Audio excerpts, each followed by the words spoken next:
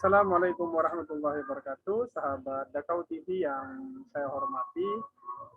Pada kesempatan ini kita akan memperbincangkan topik sejarah Indonesia secara umum dan sejarah perjalanan bangsa Indonesia dari waktu ke waktu bersama narasumber kita yang ada di Kota Padang, Sumatera Barat.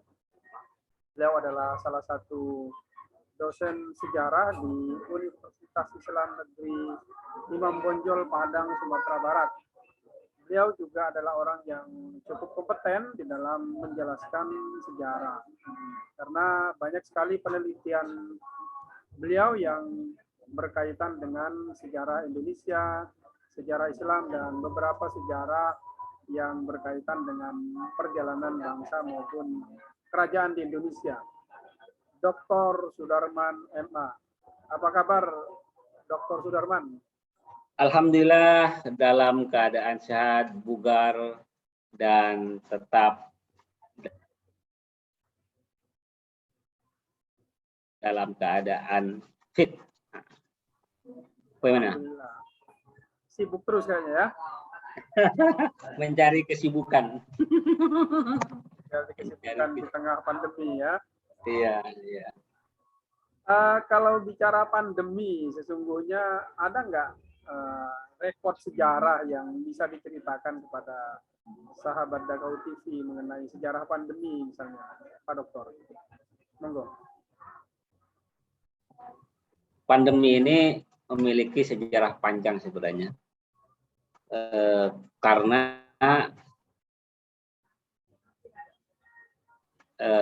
pandemi itu berkaitan dengan virus ya, yang selalu mengancam akan eksistensi manusia.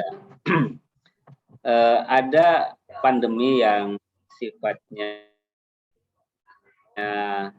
karena alamiah, ada pandemi yang sifatnya rekayasa, misalnya seperti itu. Pandemi alamiah itu karena kemunculan virus yang menimbulkan mengancam akan kesehatan manusia. Tidak sekedar manusia, tetapi binatang pun juga tertimpa terhadap pandemi ini. Nah, namun catatan-catatan tentang pandemi ini tentunya berkaitan ketika manusia baru mengenal tulisan. Pandemi yang paling yang paling tua itu adalah ketika pandemi yang terjadi pada masa misalnya Fir'aun, itu kan pandemi itu, di mana kerajaan-kerajaan atau kerajaan itu ditimpa suatu musibah, misalnya adanya kata, adanya darah dan sebagainya, itu sebenarnya peristiwa pandemi dan itu menimpa kehidupan manusia. Demikian juga pada nabi setelah itu juga kita akan melihat begitu ganasnya pandemi yang banyak membunuh manusia.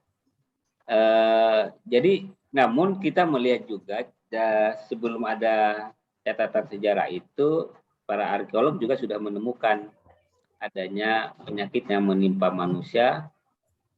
Saat itu ketika dilihat artefak yang diuji oleh para arkeolog bahwa itu artefak yang ada itu menandakan adanya tertimpa suatu musibah atau virus. Nah, sebenarnya sangat panjang sekali kalau kita bicara tentang virus itu, Pak Dayat. Ya, barangkali bisa dijelaskan selain Fir'aun yang mungkin dalam kasus cukup nyata lah, pandeminya itu di mana lagi kira-kira? Ya, flu Spanyol yang dalam catatan sejarah itu ada namanya Black Death. Artinya pada saat itu pada abad-abad pertengahan memang Eropa ditimpa suatu virus yang sangat luar biasa, banyak menimbulkan orang yang meninggal. Itu walaupun kita ketahui catatannya tidak terlalu lengkap dan alat informasi untuk merekam kejadian itu tidak secanggih hari ini. Selanjutnya ada namanya flu Spanyol yang juga banyak mengakibatkan meninggalnya manusia pada saat itu. Jadi kalau kita bisa kronologiskan, sebenarnya setiap waktu sejak zaman itu ada virus yang mengancam kehidupan manusia. Nah, kita ketika waktu waktu anak-anak kan sering divaksin cacar. Sebenarnya itu sudah terjadi kasus-kasus di mana manusia tertimpa cacar yang berujung kepada kematian. Yang diceritakan tadi itu lebih ke pandemi yang bersifat alamiah. Ada nggak yang bersifat rekayasa, misalnya yang dalam sejarah itu bisa terekam? Pandemi secara rekayasa ya. Pandemi secara rekayasa ini yang sifatnya ini sebenarnya dalam peperangan semua terjadi, di mana pandemi ini dibuat oleh musuh untuk mematikan lawannya dengan mengirim penyakit-penyakit yang akan membuat pasukannya itu meninggal dunia. Nah, itu sebenarnya rekayasa, dan itu juga ada obatnya sebenarnya. Nah, itu sebenarnya dalam konteks peperangan pada saat itu. Nah, sekarang ini kan ada dua. Ya, kalau rekayasa begitu bisa diklaim pandemi nggak? Atau dia sebagai perang virus gitu? Ya, kalau tidak menyeluruh sih tidak bisa dikatakan pandemi. Pandemi itu karena sudah menjadi sudah bersifat alami ya, sudah bersifat meluas dan menimpa seluruh wilayah, maka dikatakan pandemi. Saya tidak, maka itu dalam konteks sangat sederhana sebenarnya pandemi yang rekayasa seperti itu. Apa kira-kira kalau pandemi rekayasa itu kepentingannya? Apa? Apa kira-kira kepentingannya? Kalau perang mungkin iya, tapi kalau kita sih kalau ini kan ada dua pemikiran ya yang mengatakan bahwa COVID-19 ini ada namanya rekayasa. Ada yang mengatakan bahwa ini memang sebuah musibah yang menimpa dunia. Kalau kita lihat konteksnya bahwa COVID-19 ini ada rekayasa, maka ada kepentingan ekonomi, politik, dan kepentingan yang bersifat global sebenarnya. Namun saya tidak berani mengatakan bahwa COVID-19 ini adalah rekayasa. Ya. Di Indonesia sendiri ada sejarah pandemi yang bisa diceritakan, Pak? Saya belum menemukan sumber yang mengatakan bahwa pandemi itu bisa direkayasa. Sejarah pandemi yang bersifat alamiah di Indonesia ada nggak? Di Indonesia? Di Indonesia ya kita juga pernah tertimpa flu Spanyol juga. Ada banyak juga yang meninggal dunia, dan pada saat itu dalam catatan sejarah atau dalam sebuah penelitian disertasi kita membaca bahwa pada saat itu memang Indonesia dikuasai oleh Belanda, dan Belanda pada saat itu sangat konsen sekali untuk menghilangkan pandemi ini. Walaupun banyak sekali orang Belanda itu yang meninggal dunia karena tertimpa virus ini. Artinya kita punya pengalaman sesungguhnya menghadapi pandemi ya. Kenapa terlihat gugup dalam beberapa masa ketika kita menghadapi pandemi ini? Ada persoalan apa sesungguhnya yang dari kalau saya baca sejarah? Kalau saya baca catatan sejarah yang ditulis oleh kawan tersebut, sebenarnya Belanda pada saat itu lebih siap untuk menghadapi pandemi dibandingkan pemerintah hari ini gitu. Karena mereka sudah membangun infrastruktur, kemudian mengirim dokter-dokter, dan pada saat itu memang kita memiliki keterbatasan, baik keterbatasan informasi, keterbatasan transportasi, tapi pemerintah Belanda pada saat itu memang secara profesional menangani virus itu, sehingga kemudian dampak virus itu tidak separah hari ini. Faktor apa sesungguhnya yang membuat Belanda lebih siap? Ilmuannya yang lebih dipercaya atau apanya?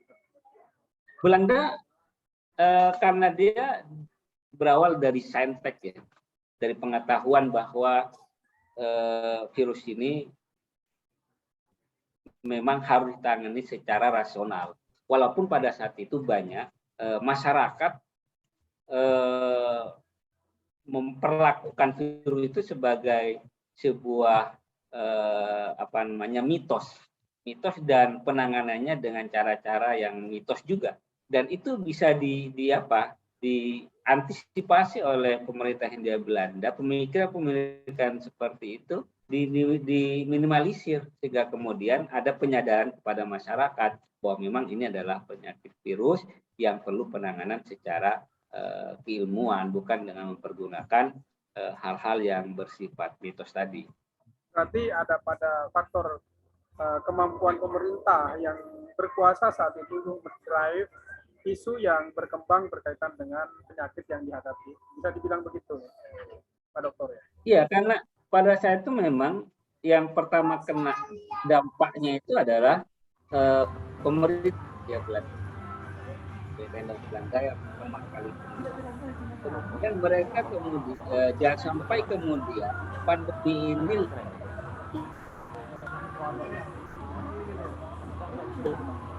lebih banyak berinvestasi dan membuat rumah sakit virus, dan membawa mengirim dokter-dokter yang khusus untuk memberikan penanganan khusus kepada virus ini gitu. Jadi ya Belanda kata peneliti ini lebih siap dan tanggap terhadap virus dibandingkan pemerintah hari ini.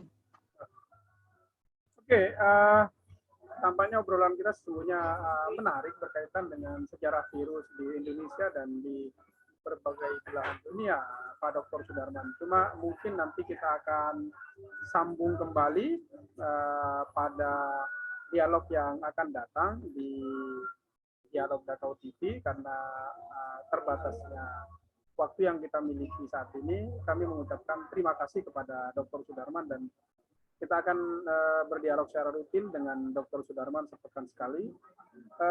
Demikian sahabat Dakau TV yang saya hormati, obrolan dengan ahli sejarah dari UIN Imam Bonjol Padang mengenai sejarah COVID-19 sedikit demi sedikit. Nanti ke depan kita akan lebih dalam lagi mendiskusikannya pada episode dialog kita yang akan datang. Terima kasih Dr. Sudarman atas waktu dan perkenannya. Sama-sama. Terima kasih sahabat Dakau TV. Kita cukupkan dialog mengenai sejarah COVID-19 ini dulu, dan kita akan berjumpa pada dialog yang akan datang. Wassalamualaikum warahmatullahi wabarakatuh. Waalaikumsalam warahmatullahi wabarakatuh.